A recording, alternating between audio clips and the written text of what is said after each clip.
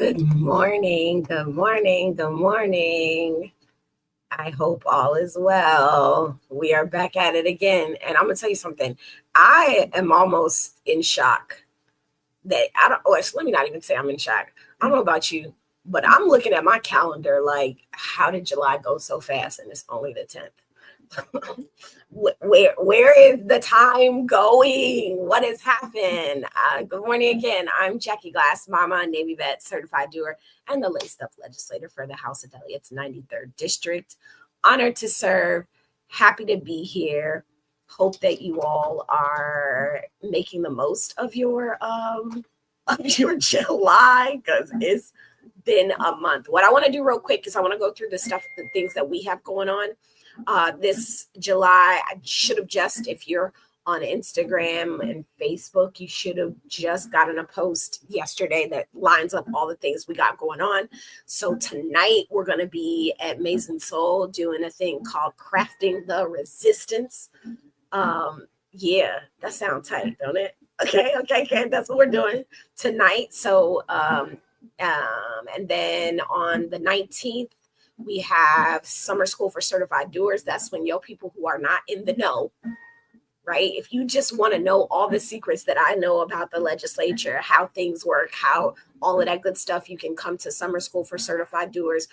That is in person. We have another one set up for those of you all who are not in the immediate area. We've got another summer school for certified doers that's going to be set up. I think I believe it's July 30th, but don't quote me. My team was like, Jackie, my schedule is weird, so I might have to change some things around.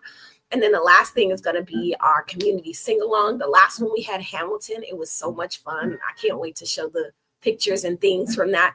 But that is going to be on, I don't want to tell a fib, that is July, I want to say 26th, whatever that Saturday is. And that's going to be at Shoot Park, one closer out the way. Good morning. Speaking of, and all of those details can be found in our link on the bio, right? Like if you look in the link on our bio, you should be able to see all of those events, the time, the place, all of the jazz. I'm hoping I'm going to see you tonight. But speaking of tonight, if you have not signed up for our newsletter, you need to do it to get updates from us. And if you sign up for updates and you're not getting them, let me know. This thing happens sometimes, all right? But I want to make sure that you all stay abreast of the stuff that we got going on. And if you're a doer who wants to get more done, shout out to the doers that came through the other night that are interested in running for office. I cannot believe we had so many people show up that are like, I want to run for office, or I want to find people to run for office. Now is the time. If you're still interested, send a little DM, send a message to us. We'll get you on this 90-day track to get waited to see if this is something that's even for you. Okay. Sound good? Sound great? All right. Well, today we are going to focus on what I'd like to think is like the heart of our economy. And I'll let y'all drop in the comments what you think is the heartbeat.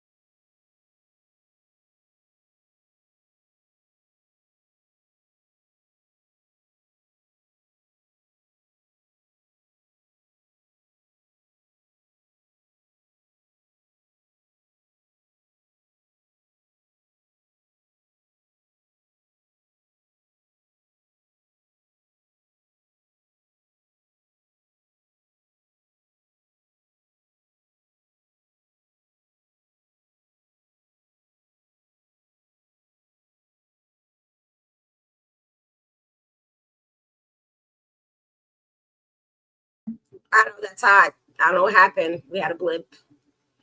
Yep. Okay, not just my signal. No, it's me. It's me. It's me. It's my signal. I don't know what's happening. Looking at everything, trying to figure out what it is. Oh, we have those days. And just, I guess today is decided to be one of them. But we'll keep going. We shall keep going. All right, the heartbeat of our economy. Drop it in the chat what you think the heartbeat of our economy is. And I'm just going to keep moving because we don't got time to be waiting. I think, right, I believe that the heartbeat of our economy is our small businesses. I want you to drop your favorite small business in the comment. What's your favorite small business? Drop it in the comment. Drop it in the comment. What's your favorite? Then I see some of you guys on Instagram. I can't stand you. Okay, so solar flares. Solar flares are happening today. Yes, something to that effect. To that effect. I'm gonna have joining us today. We've got the passionate owner of Amazing Soul, a cherished local establishment here in Norfolk. If you haven't been, you need to go. Lindsay, I'm bringing her to the stage. Yeah. Hey. Lindsay, it's so good to see you. Thank you for having me. You're the best of us. So, Lindsay, first off, I'm going to see you tonight because we're going to be at Amazing Soul. Can you tell people a little bit more about your business? Yeah. So Maison Soleil is I keep saying soul. It's okay. No, it's not. Say Soleil. Who, I have some customers who they'll come in and they'll be like, Madame Soleil. I'm like, yep, that's me. Soleil is my middle name, and I started the business almost 8 years ago when I lived in DC, and we basically were I basically was like, I need an outlet creatively. And I started doing local markets and pop-ups between DC and Virginia and Baltimore. And a couple years ago, we moved back down here, and I was like, I want to open my store. I want to have a brick and mortar. And so we opened up the store, and I always imagined not only that it would have all my ethically fair trade made products that would really bring this vibrant space together. But I also wanted it to be a community space. And so we really transformed it, especially this year, having the back area of the store into an arts and crafts area with books and arts and crafts kits and free art supplies. But we also like to have ways to give back to the community. So we have the community closet, which is right outside the front door, that anybody can grab clothes or shoes, or sometimes we put hygiene products in there, anything from it for anybody. Doesn't matter who you are, what your socioeconomic status is, you can grab whatever you want there. We do have standards for that. We also make sure there's no stains, holes, etc. And we are just excited to be a part of the community. We're coming up on our 3rd year anniversary. Actually, we just had it 2 days ago, but we're having our party on Sunday. So, yeah. Happy birthday. Happy birthday. I feel like and I think I said this before. I feel like so I didn't know about fair trade, but I didn't know that I had just can I be candid with you real quick? Yeah. So I ended up in Maison Soleil because my business partner, shout out to Hannah, she was like, hey, I saw this thing at her store for my mom, and I really need to go back and get it because my mom wanted it, and I feel like I made a mistake by not buying it. Buyers were not lack of remorse, right? You want, I don't know what to call that, guilt, I didn't get it, and what happened? Yeah, that happens a lot. Okay, and so I go in the store, and I'm like, what store? What is it? And I was like, oh, I'm just telling you, my perception, okay, Maison Soleil, my perception was it's one of those white lady Hilton Head stores, right? No, that's what I thought. I'm just telling you, right? And I was like, and somebody's like, where is it located? Can you drop that? What's the address? What's your address? It's 1611 Colley Avenue, but we're Suite A, and we're literally right to the left of the Cat Cafe. If anybody knows where the Cat Cafe, that's where it is. All right, I just dropped it in the comments too over there on Instagram. But so she takes me to this store because I'm like, okay, yeah, we're together, we're working in the streets, and she's like, Jackie, you're gonna love this. You're gonna love this shop. And I was like, yeah, okay, I'm going. I don't know, not even anything. I go in here, y'all. And me too. I walked in. I was like, this is not what I thought it was going to be. I was like, this place is not what I thought it was going to be. It's a beautiful open space. I love it. I wound up buying, and I'm gonna show Oh y'all. yeah. I wound up buying. So I don't do well shopping for myself. I don't do well like buying myself stuff. Okay. Mm-hmm. And I saw this thing, and my partner was like, Jackie, you never buy anything for yourself. Buy the daggum purse. And I was like, oh no, I can't, I'm balling on a budget. I don't get you. But it wasn't for handmade, Mm-hmm. right? The cost was negligible. It wasn't 3 digits. So I'm just telling y'all, it wasn't 3 digits. It wasn't what y'all paying for 3 digits. I'm going to show y'all this purse. Last month, I got my nails done like these purse. So if y'all saw my nails last month, I love this purse so much. And we're not on here to sell you like supermarkets. That's not even the point. No, that was not even the point. The point is like there was this perception for me, like shops on Colley Avenue, they got to be a discount. Yeah, like I'm not, Colley Avenue is not a place that I'm necessarily going to because I don't know that they have stuff for me. But I love the store. There's so much cool stuff.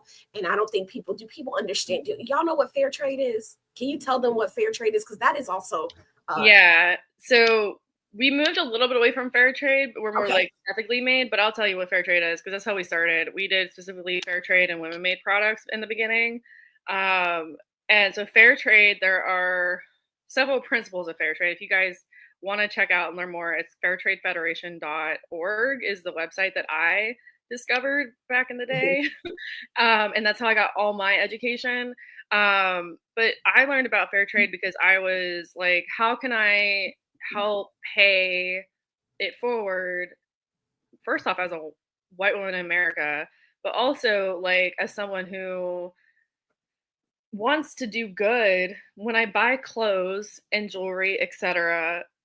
And I don't want to buy from Amazon or Shein or whatever, if I can help it, and fair trade basically means everything is made with fair wages, fair working environments, like labor and environmental factors are very important, but also they are very strong on the community inclusivity, like DEI, everything like that. And then long-term relationships between the buyer and the supplier. So they're not just coming in and being like, hey, let's help these people out in this third world country, mostly developing countries, and then just leave, right? Yeah. It's not a handout. It's basically what we call a hand up. So you're not just like saying, here's some money from a charity or an NGO or whatever. You're actually sitting there and going, we're going to stay here. We're going to build community. We're going to build this business together. So it's more like togetherness. Yeah, I love that. I didn't, again, as someone said, Kristen Wheeler said on Instagram, busting that bias, yo. Yeah. Busted it up. So Lindsay, small business like yours, again, I feel like are the backbone of our community. And with everything that's happened recently, like with federal policies, especially the tariffs, and I feel like from what I've heard from some small businesses is they've sort of introduced some challenges. Yeah. There was this, it's called like the Joint Economic Committee Joint Economic Community at the federal level sort of highlighted the fact that what we're doing and the price hikes and layoffs are increased among small businesses. So could you kind of share like how are the what's happening at the federal level sort of impacted your business, and what do you think? And I definitely want to roll into that rippling effect down to the local level because I've got a question about that because that's kind of what we're busting up. So just on our level, we're experiencing higher costs when we're buying inventory. In addition to that, you're seeing not only the inventory costs go up, but shipping costs are going up too.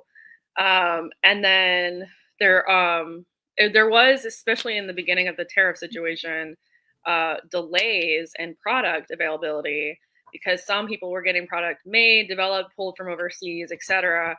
And their manufacturers were going, we're putting a pause on things because we don't know how much to charge you. Yeah. And so a lot of the people who are, because if you know anything about the products like retail industry, we're not just buying stuff for next month. The people who are making products 6 months, 12 months out. Yeah. So they're already trying to get stuff in for Christmas, and we're in the middle of July, or in this case, it was like the middle of March. But I mean, God, I can't believe it's been 3 months since this whole thing really started. But yeah, it's really affected us. We put a hold on like buying inventory for a while. We have had a lot of people asking like, "Hey, when are you going to get this in? When are you going to get that in?" And we're like, we don't know, because we don't know how much it's going to cost. And on top of that, consumers are feeling the pressure, the squeeze, and they're not buying as much. So that's affecting sales for lots of small businesses, especially ones who are like customer facing, like us, that need those sales every day to survive. Yeah. Yeah, that it is. When I say it's super concerning to hear, I just wonder. What I don't think, I'll just speak for Norfolk. Norfolk loves small businesses. Like, I feel like everybody wants to go to something that's local. It's like Yeah. a superpower here. And I worry places like yours, or just period, that we will lose that feel, not because it's bad to do business here, but because it's just not sustainable. Because these policies still they're rippling for you. They're also rippling down to the way local governments are making their decisions. Yes. I know for a fact, at least I'm hearing from you and from other folks, that a lot of small businesses, like, again, they feel overlooked in decisions. What do you think the governments, and to include the local and state level, are missing when they're talking about, because like everybody was talking about federal workers, what would you want them to consider or think about when they're talking about policies that would help or support someone like yourself? So we could talk financially, or we could talk like medically too. So financially, yes, taxes, like the tax burden on small businesses seems overwhelming sometimes. I hear from other local businesses that are, whether they have a brick and mortar or not, they're inundated with how much taxes they have to pay. They feel like they're always paying taxes, or most of what they're making is going towards taxes. And so that is hard. And we can get into what the city is doing in a second if you want. But medically, like, I have had employees on Medicaid or Medicare. I can't remember which one it was, but they've been on, basically state assisted healthcare relief. And now that they're making cuts, like that's going to be really difficult.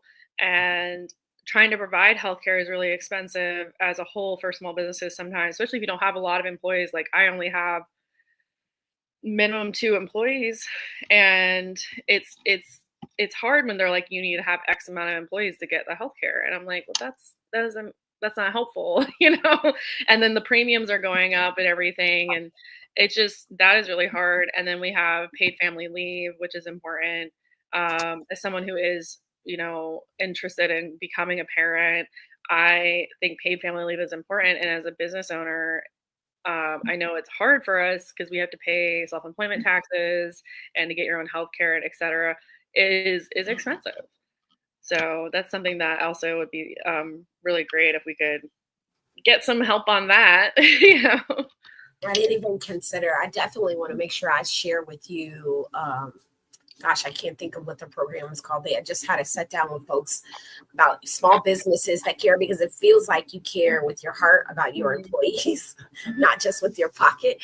A program where small businesses can help their employees if they're, I think there's just up to a number of employees, help them start saving for retirement. Oh, yes, that too. Yeah. Saving for retirement, like that. That's a whole thing. Make sure I share that with you. Yeah. It's a resource that I just got at the state level. It's out of the same office as Virginia 529. For those don't know, that's when people are saving. Oh, that would be so great. Please do share that. I will 1000% share. Like, I'll try to make sure I get it before the end of this, in case anybody else is interested. For real.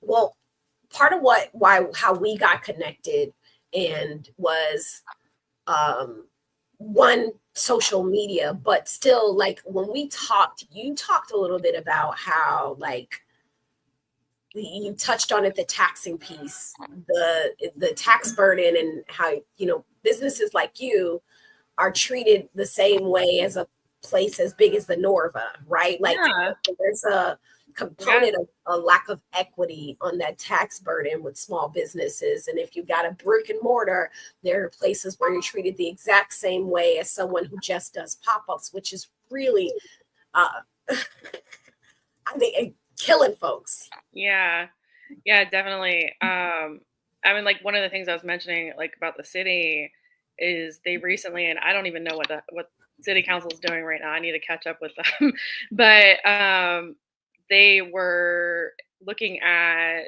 this. What is it called? Entertainment tax. So basically, apparently, and they had it before, but they made some change in December. And my council person was not elected yet. So I've been talking to them specifically about how they're charging, I think it's an extra 10%. Admissions tax is what it's called. They're charging a 10% on ticketed events, which they included arts and crafts workshops, which are like less than probably 20 people, maybe even less than 20 people most times. And they also were equating us to, say, like a circus or a event at, say, the Scope or the Chrysler Hall or wherever. And I'm like, that is not the same. You're talking thousands of people versus like 10 to 20 people. Right. And they're making so much more money on their tickets, and we're barely sometimes making $10 to $15. I mean, just on the price of the ticket alone. So that's not even how much we're taking, and then we're splitting it with the instructor, et cetera. So then you're adding a 10% tax on top of that, and we're already charging 6% for the sales fee, the sales tax.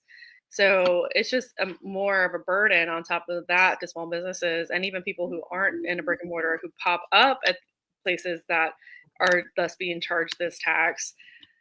And it's just like, where does it stop? It's not fair. So it's not.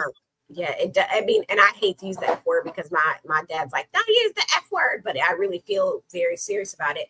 It's like, look, we are thank you right now. So turn it like to the state where I fit in is like Virginia faces its own set of challenges. There's that potential expiration of the 20% small business tax deduction at the end of the 2025 that could significantly increase the tax burdens for small businesses, with the rates going up to like over 40%.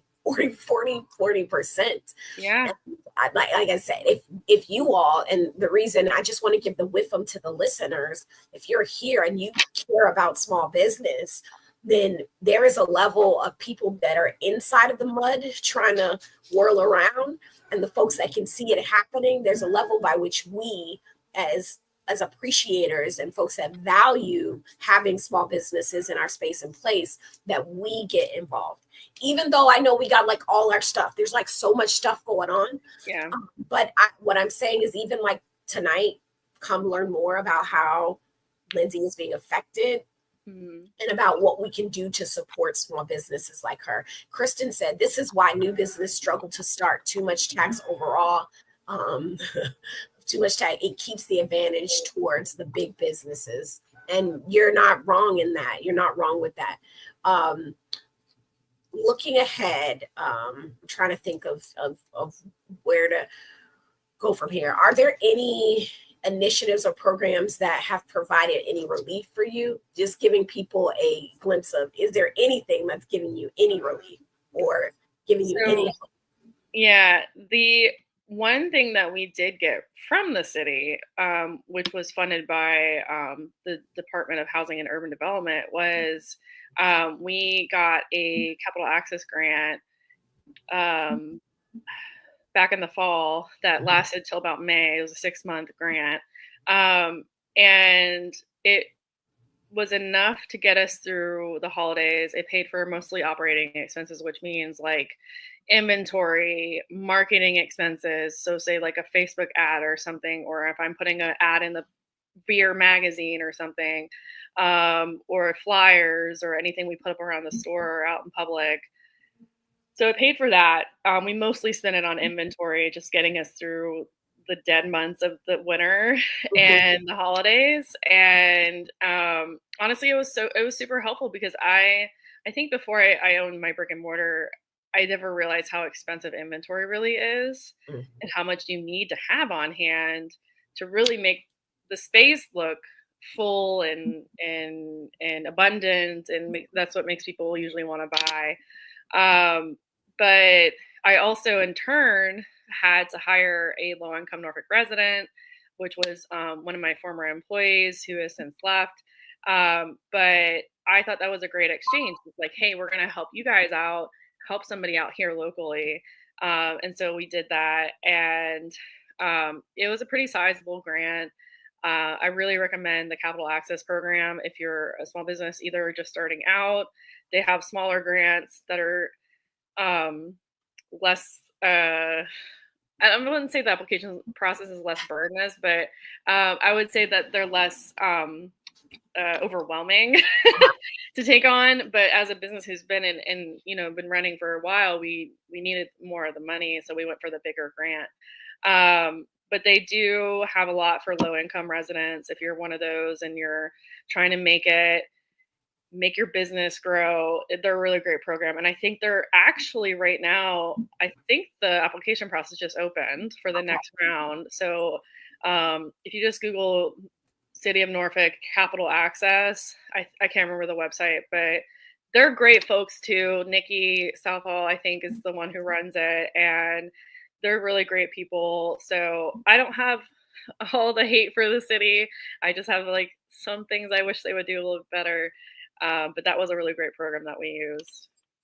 Yeah, but that's, and it's not even that. It's just making people aware. And like Bjorn said, it's not a hate. It's like people love Maison Soleil, and they said thank you. And we need these are the gems we need to protect, right?